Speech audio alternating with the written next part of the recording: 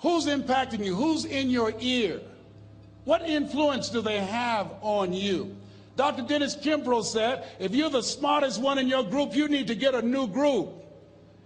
So practice the principle of OQP, only quality people. And somebody's saying, Les, can I change them? No, it's a full-time job changing yourself. Some people are so negative, they'll walk into a dark room and begin to develop.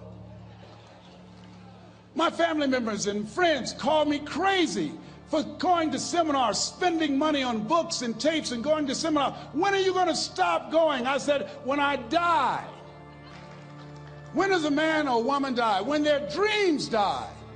When do we die? When we stop developing ourselves, expanding our minds, challenging ourselves, raising the bar on ourselves. The best thinking that I had at that point in my life, it produced this life that I have. I need some help. I'm where Einstein was. He said, the thinking that has brought me this far has created some problems that this thinking can't solve.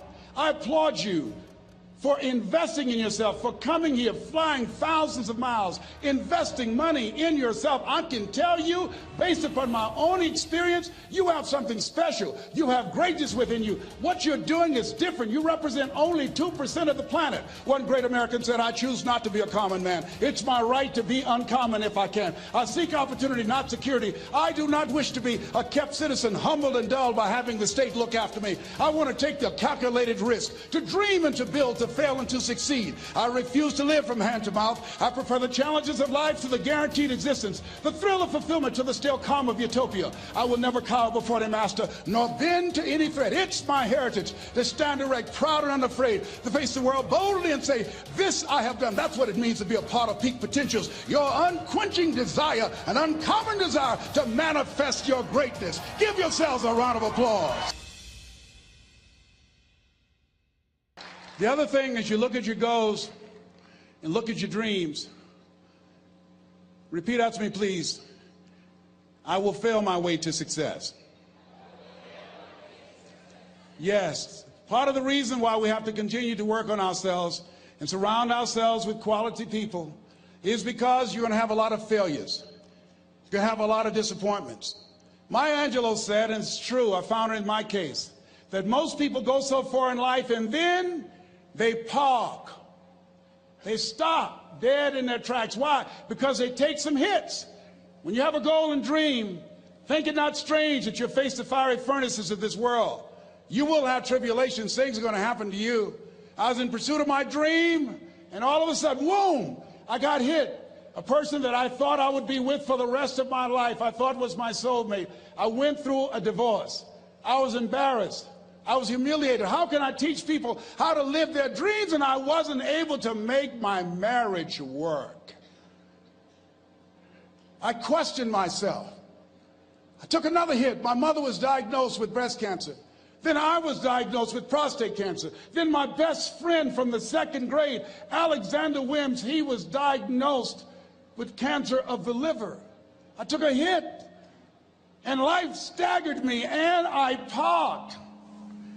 And I didn't turn on my emergency lights because I didn't want to call attention to myself. I didn't want anybody to come and say, hey, do you need a jump? No, I don't need a jump. I'm not out of gas. My battery is not dead. My heart is beating. I'm parked. Leave me be. I'm parked. I was in my comfort zone. I was doing just enough to get by. I was working on a job. They paid me just enough to keep me from quitting, and I worked just hard enough to keep from getting fired. How many know people like that? Blink your eyes if you understand what I'm talking about. I was parked. I knew I could do more. But when my mama died, it took something out of me. When I went through a divorce, it took something out of me. When my best friend died, it took something out of me. I parked. And somebody said that life is like an onion. You have to peel it one layer at a time. And sometimes you cry. Life's going to happen to you when you have a dream. You're going to get slapped around. And don't take it personal. Don't ask, why did this have to happen to me? Why not you? Who would you suggest? You want to give us some names, some email addresses? And don't tell everybody. 80% don't care, and 20% glad it's you. It's called life. Suck it up and move on. Get over it.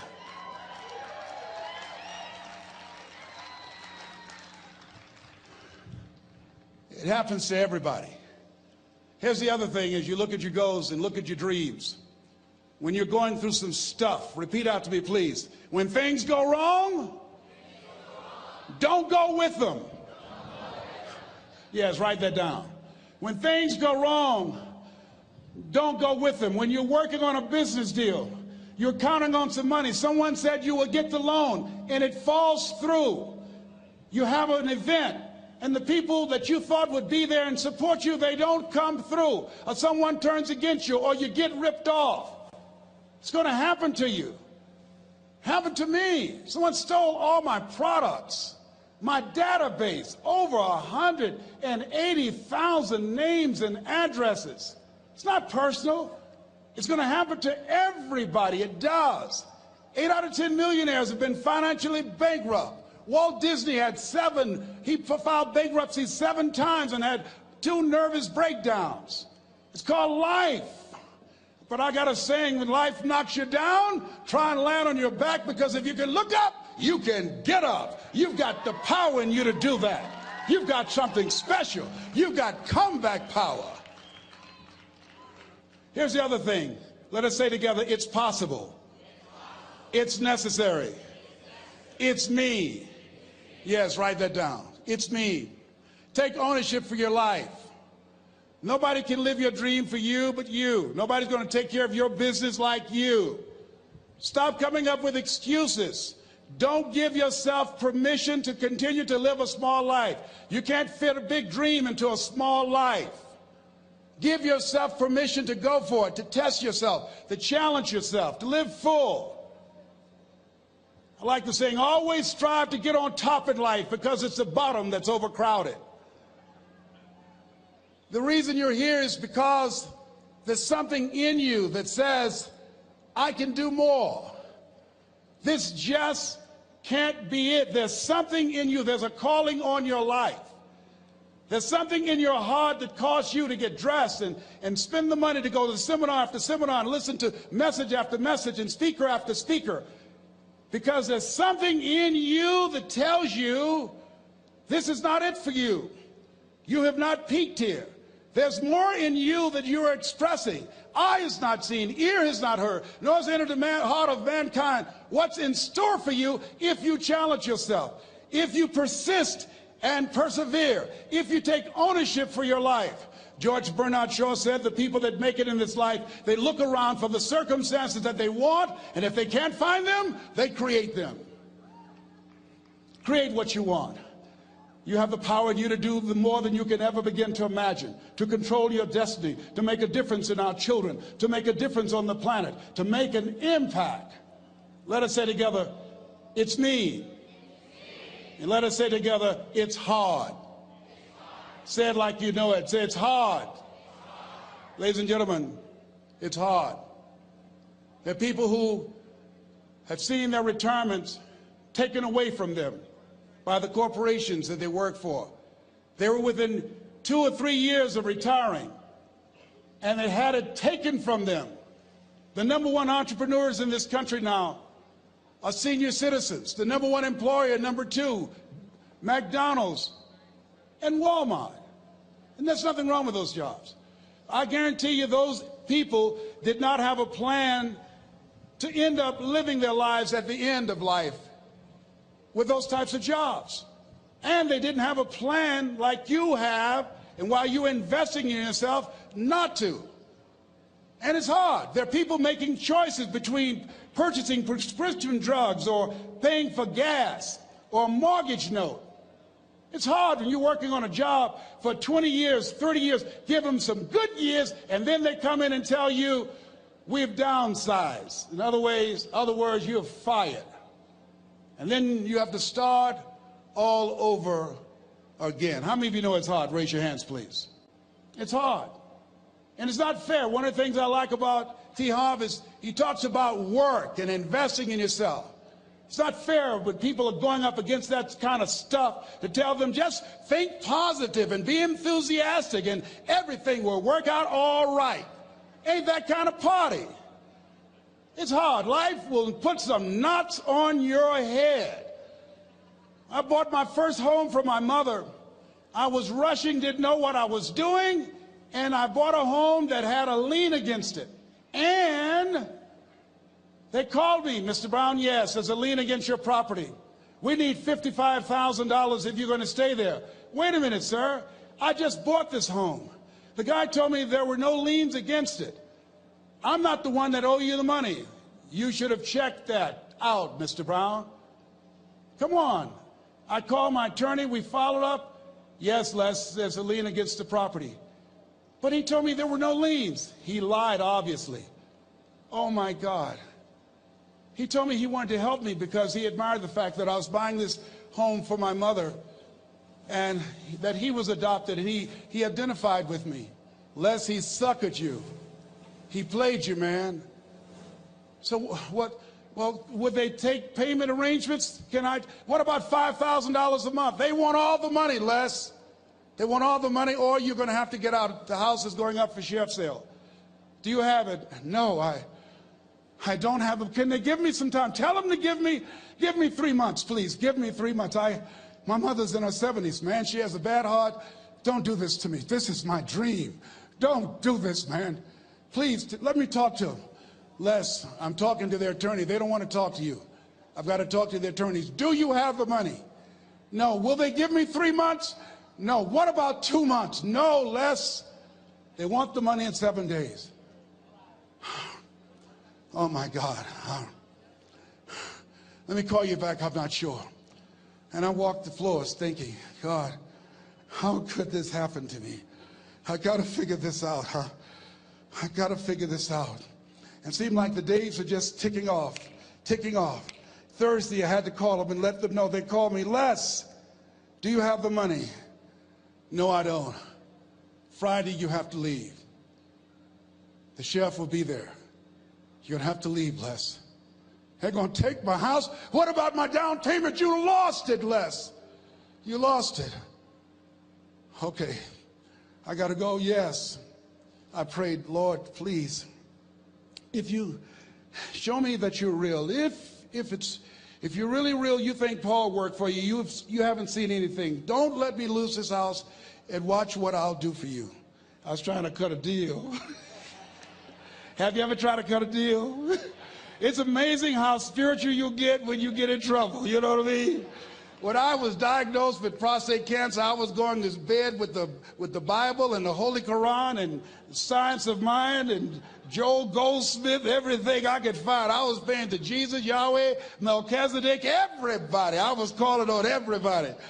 It's amazing. And there I was walking the floor at 3 o'clock in the morning, and I had to go and wake my mother up.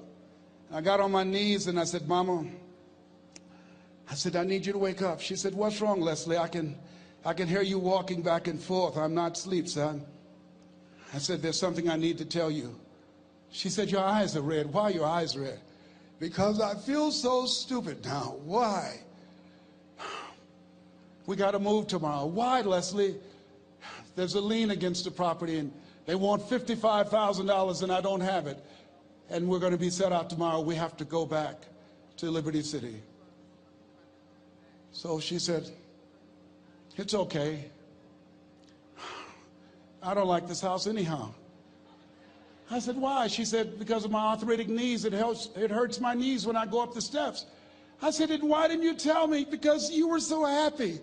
I just said it because you were happy. I'll live in a shack with you, boy. I love you.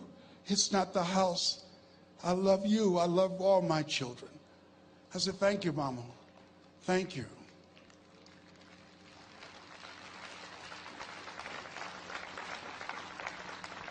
And the next day when we were in the truck going back to Liberty City, and we pulled down 68th Terrace, the neighbors came out and said, "Whoa, Mamie, Mamie, y'all coming back?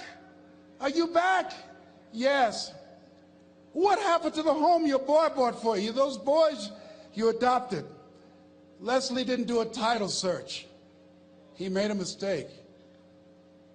And boy, I was so humiliated. How many ever made a mistake that you were just humiliated? Raise your hands. I was devastated. I was taking the furniture off the truck, and my mother came, and I was crying. And she said, "Boy," I said, "Yes, ma'am." She said, "Hold your head up." I said, "Mama, I can't." She said, "Hold your head up." I said, "Why? Look what I've done." She said, "It's okay. It's okay. You are going to make a lot of mistakes in life, young man. You're going to fail your way to success. You have nothing to be ashamed of. Keep your head up and take that furniture back in the house." I said, "Yes, ma'am." And I learned something from that.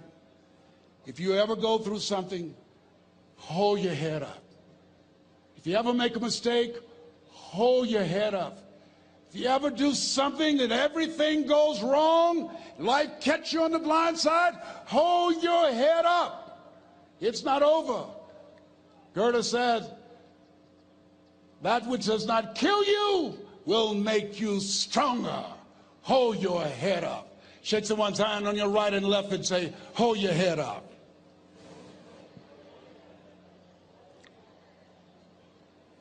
Here's something else, ladies and gentlemen. Repeat after me, please. You got to be hungry. Everybody together, you got to be hungry.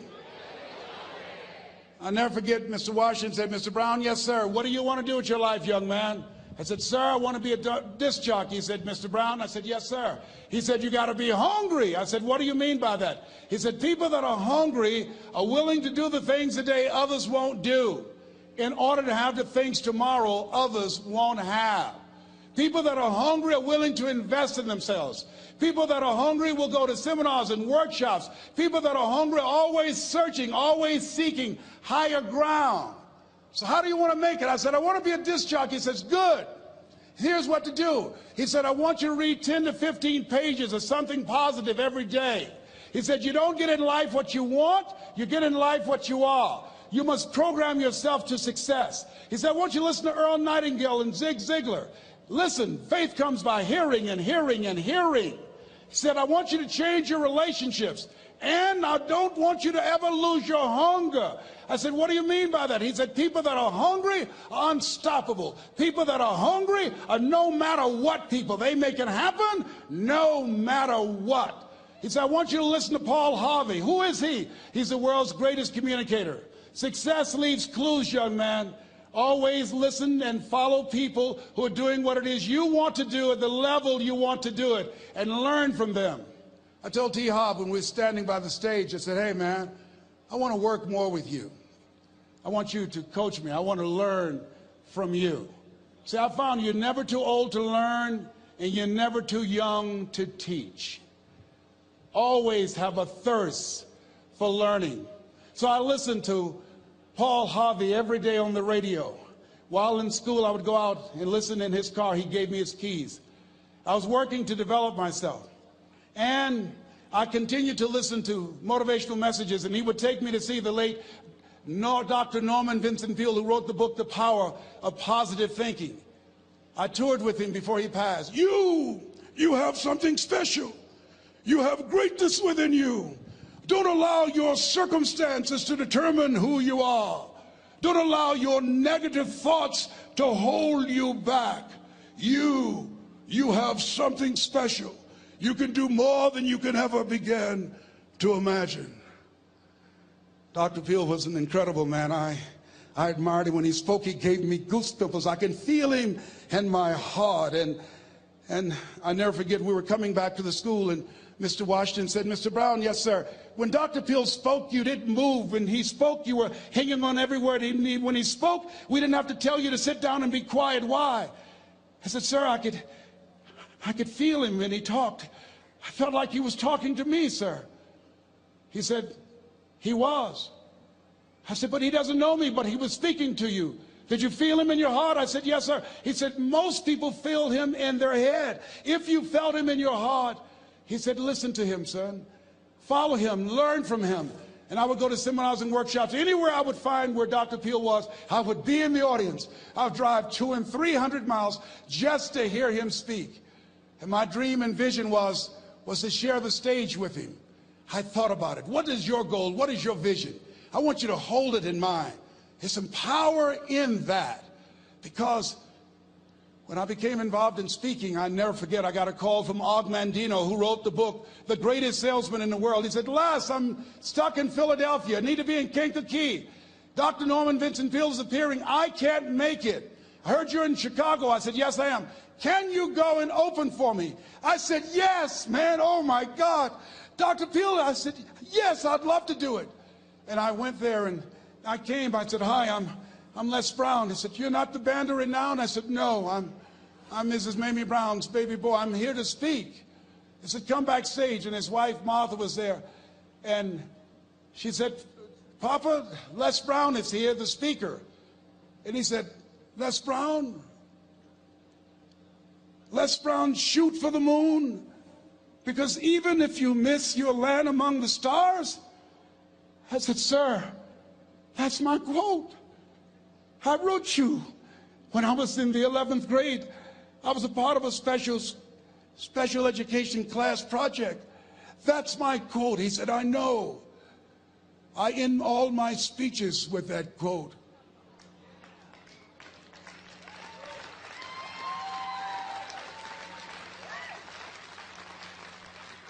And Dr. Peale had a great sense of humor. A young man was backstage, and I had so many questions to ask him, and my mind froze up, and the young guy said, Dr. Peale, how old are you? And he was up in age. He said, Sonny, I'm 92. The young man looked at him and said, I don't know if I want to live to get 92. He said, that's because you've never been 91. So I did the things that Mr. Washington suggested. I listened to motivational tapes on a regular basis. I would go to seminars and workshops whenever Zig Ziglar and Dr. Dennis Waitley and Jim Rohn would come to town. And I said, sir, what do you want me to do now? He said, Mr. Brown, I've given you everything that I can give you. He said, develop your mind, put your money where your mouth is, continue to learn how to be an effective communicator, because once you open your mouth, you tell the world who you are. And always surround yourself with OQP, only quality people.